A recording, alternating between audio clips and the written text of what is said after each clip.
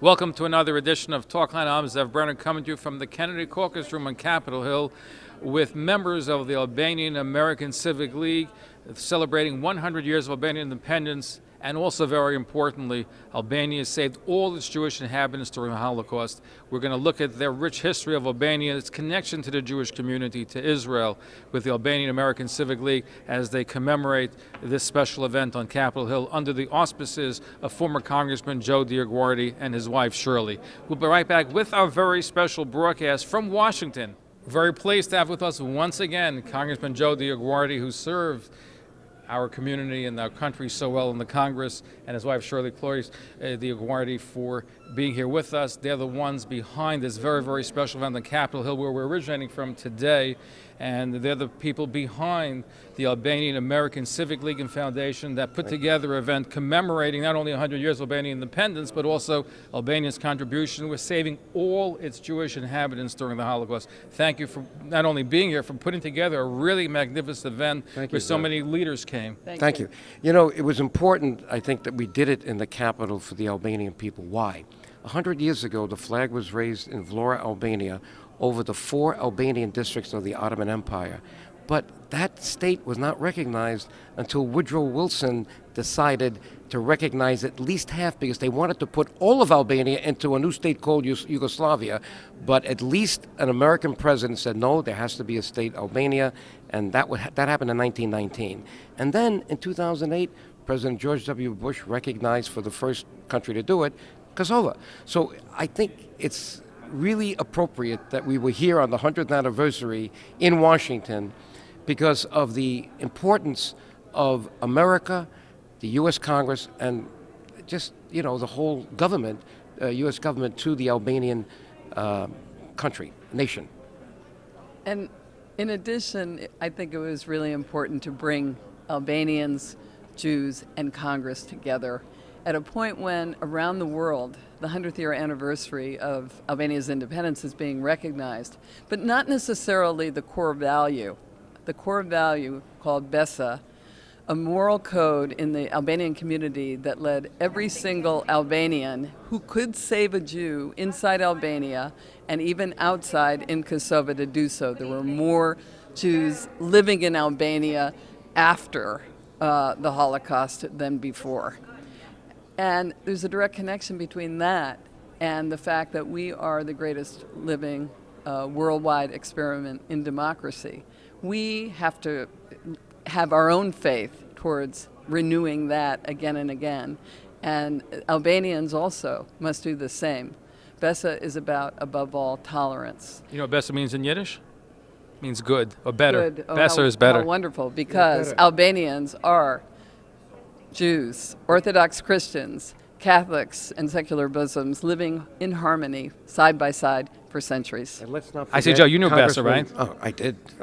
Well, you speak Yiddish, being in the real. Well, ich studierte Deutsch in der Hochschule, so the Yiddish is not too far from that. Now, let me say this. We can't forget Congressman Tom Lantos, of blessed memory, and his wife there. When we showed those, she was not prepared to see those tapes of him back in the late 80s and early 90s. But Tom Lantos was special. He really felt for human rights, and he activated himself. And when I mentioned in my first year in Congress that these Albanians had found out that my family speaks Albanian, and they're telling me about a place called Kosovo, and I mentioned it to some congressman, they'd never heard of Kosovo. He says, Joe, I was born in Hungary. I know the history of the Albanian people. I know Kosovo.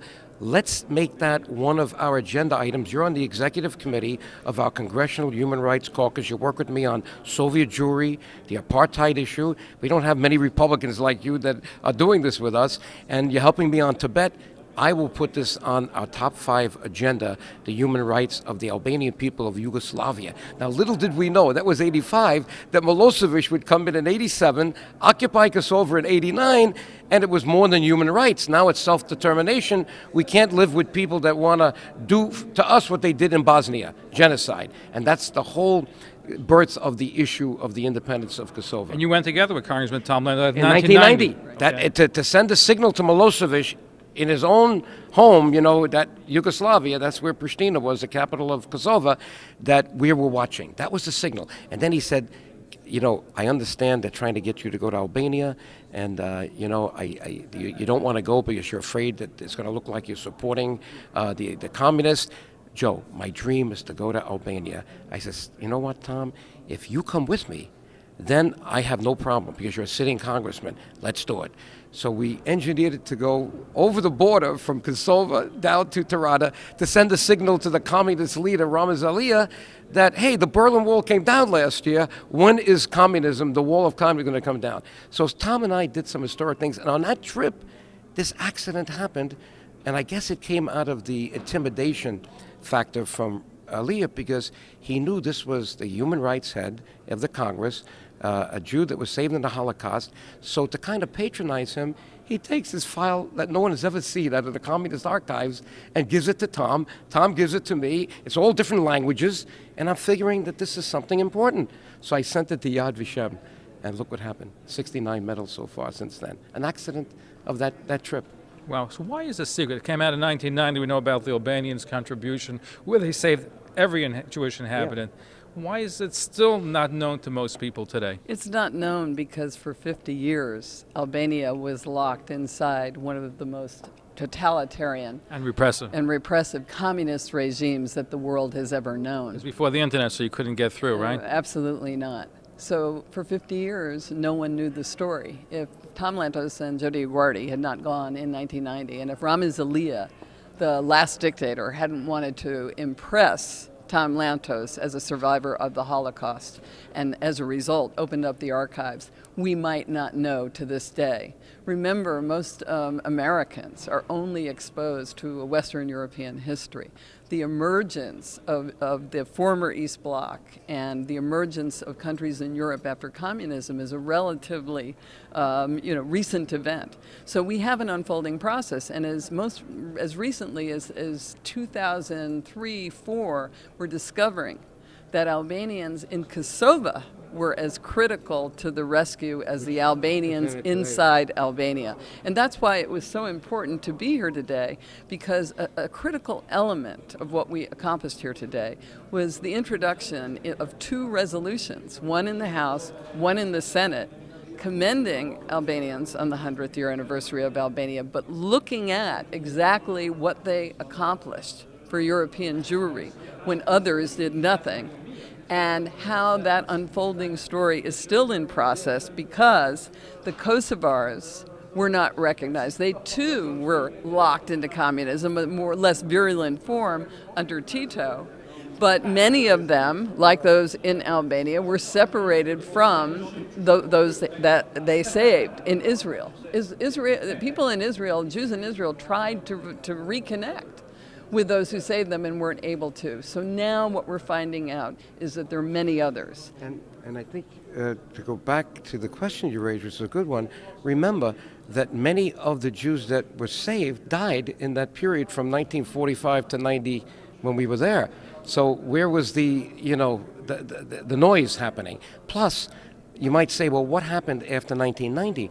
Well, look at the oppression on the Albanian people at that time. They could hardly survive themselves, and this message was kind of a luxury to get out. But now that they're starting to get their feet, let's say, in Kosovo, they got 2 feet in place there with a new state, and Albania is part of NATO now. Now this is a good issue, and Shirley and I have told the leader there today to open up all the communist archives so we can even find out more. Get even more full of story. Yes. Yad Vashem, I think you recently got something from Yad Vashem, right? Let's share with it. You told everybody here today about Yad Vashem, beautiful letter that you got from Yad Vashem. Yes, from Avner Shalev, who is the chairman of Yad Vashem.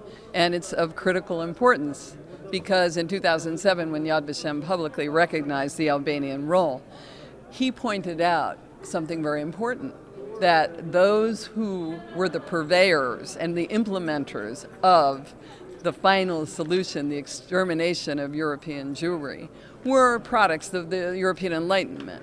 There were PhDs. And then there were the Albanians, who for the most part were uneducated, who he said responded at the core level of humanity, the universal core morality, one of compassion and caring for others. And in that, they transcended everyone around them. So he wanted to return to that. He spoke about it particularly in relation to one individual who talked about the fact that, Albanians weren't exposed to Goethe and Schiller and other German philosophers and literary figures. May I add to that? Because in the beginning of the beautiful letter that he sent us from Yad Vashem, here it is on the Yad Vashem stationery, he quoted the ambassador to Albania in 1934, a Jew, Herman Bernstein, an American Jew who had served until the previous year as United States ambassador to Albania, wrote, "There is no trace of any discrimination against Jews in Albania because Albania happens to be one of the rare lands in Europe today where religious prejudice and hate do not exist, even though Albanians themselves are divided into three faiths." There it is. It's unbelievable, because whether they were Christians or Jews, everybody was one happy family. Muslims are one happy family. Exactly. Anyway, I want to thank you for all the work that you've done, the important work, and bringing this to the American people. May God continue to give you the strength to have this done for many more years to come. Thank you so Shalom. much. Shalom. Shalom. Wonderful to be with you. One last question. Do you miss, you're back in the house, you miss it? Or? Hey, it's always nice to come here, But, you don't need a title to do good work. I tell my friends, set up a nonprofit organization, surround yourself with the right people, raise a few bucks, and get going with your message. And we've been doing that. We're like missionaries. Great job. You had a great team together. Thank you for joining us. Thank you. Thank you very much. Thank you. We hope you've enjoyed our very special broadcast originating from the Kennedy Caucus Room on Capitol Hill, celebrating 100 years of Albanian independence and how Albania saved all its Jewish inhabitants during the Holocaust. For more information about the important work of the Albanian American Civic League and Foundation, please contact the address and phone number on screen. Thanks once again for joining us here on the Talkline Communications Network. I'm Zev Brenner. Shalom.